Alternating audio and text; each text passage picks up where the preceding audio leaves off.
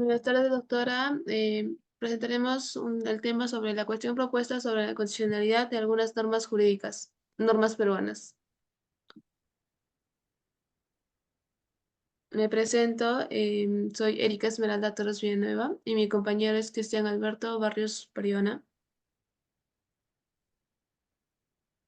En esta presentación vamos a presentar una breve reseña del positivismo excluyente de Kelsen, el positivismo incluyente o metodológico de Hart, el positivismo crítico de Ferrajoli, el realismo jurídico de Ross y su apartamiento del positivismo, las conclusiones y recomendaciones por último.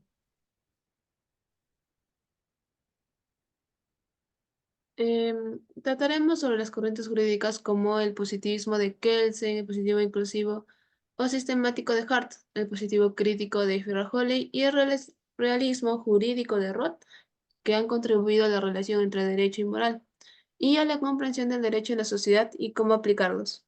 Cada una de estas teorías ofrece un enfoque diferente para comprender la función y la eficacia del derecho.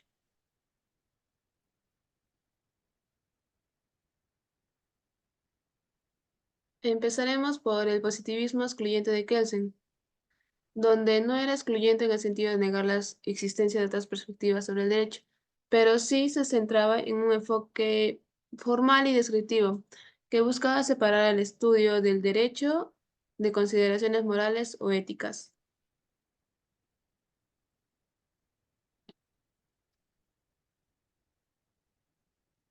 Respecto al proyecto de ley de amnistía, en este proyecto se buscaba liberar a miembros de las fuerzas de seguridad involucrados en violaciones de derechos humanos durante el conflicto armado interno en el país. Este proyecto fue considerado inconstitucional por violar los principios de justicia y la obligación del Estado de investigar y sancionar los crímenes contra la humanidad. Se buscaba liberar a miembros de las fuerzas de seguridad involucrados en violaciones de derechos humanos durante el conflicto armado interno en el país. Kelsen sostiene que la validez de una norma se deriva de su creación con el procedimiento legal establecido. Esto implica que si una ley es aprobada de manera legal, debe ser cumplida y aplicada sin importar si sus efectos son justos o éticos. En el proyecto de ley de amnistía busca otorgar impunidad a personas responsables de violaciones a los derechos. Al aplicar este enfoque, la ley de amnistía es válida desde el punto de vista formal, ya que cumple con los requisitos legales para su promulgación.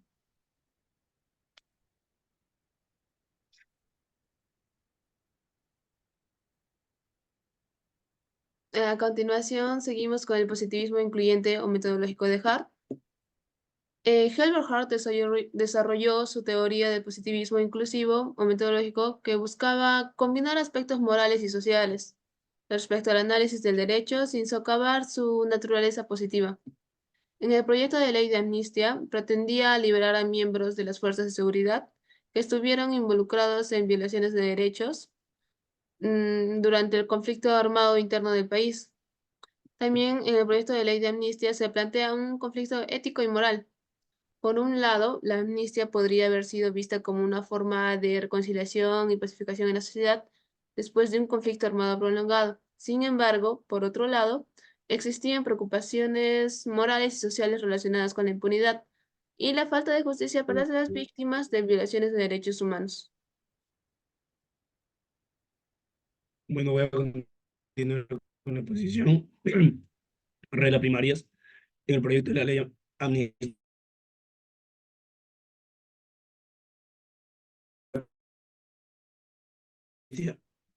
Argumentaban que como regla primaria la amnistía otorgaría perdón y dejaría sin efecto las consecuencias legales de los crímenes cometidos durante el conflicto armado.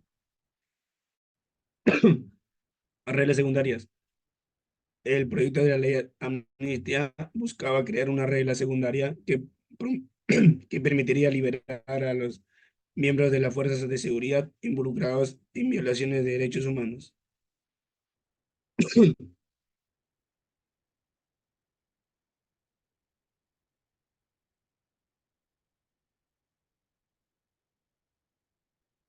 Regla de reconocimiento. El derecho de toda El derecho es toda norma social obligatoria que puede identificarse por indiferencia a alguno de los criterios especificados en la regla de reconocimiento. La unidad del ordenamiento jurídico se logra si todas las normas que, que pertenecen al sistema pueden reconducirse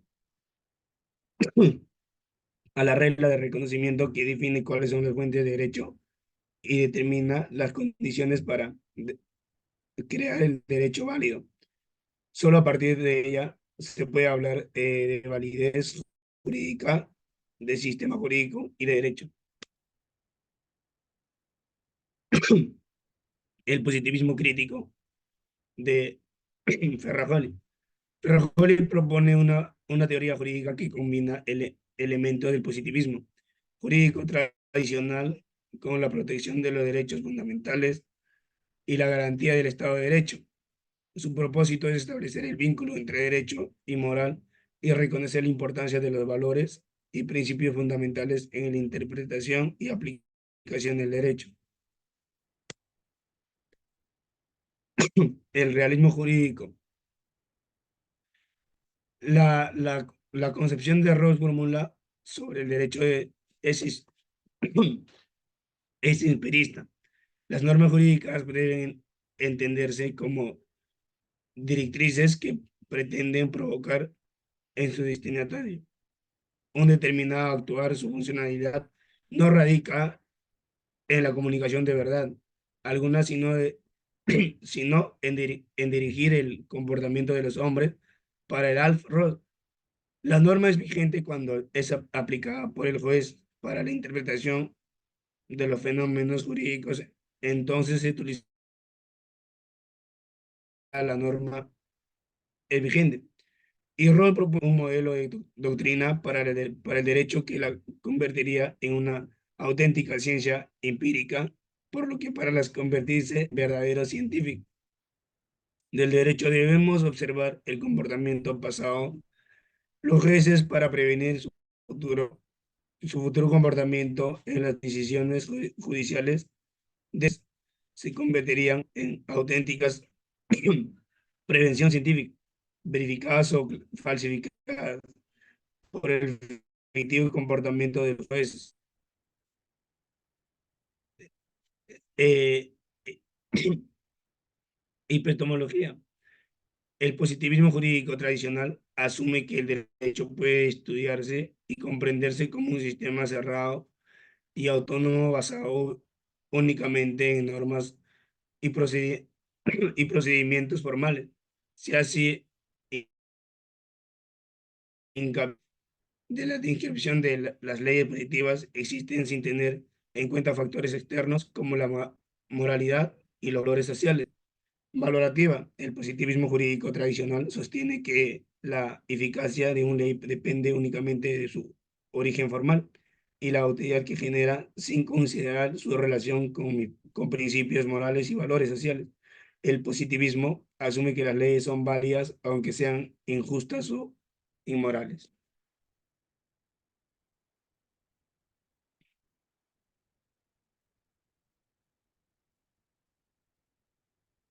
Pausa un rato.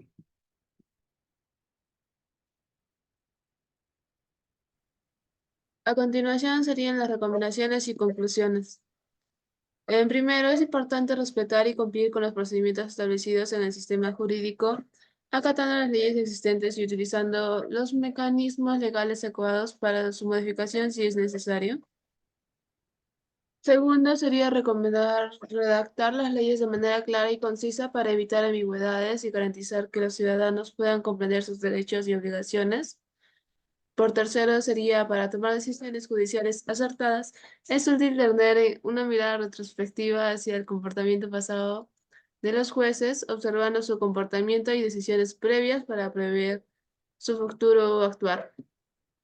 Cuarto, sería en el análisis de decisiones jurídicas, se sugiere explorar y examinar las implicaciones éticas y sociales, así como los impactos en la justicia y los derechos humanos.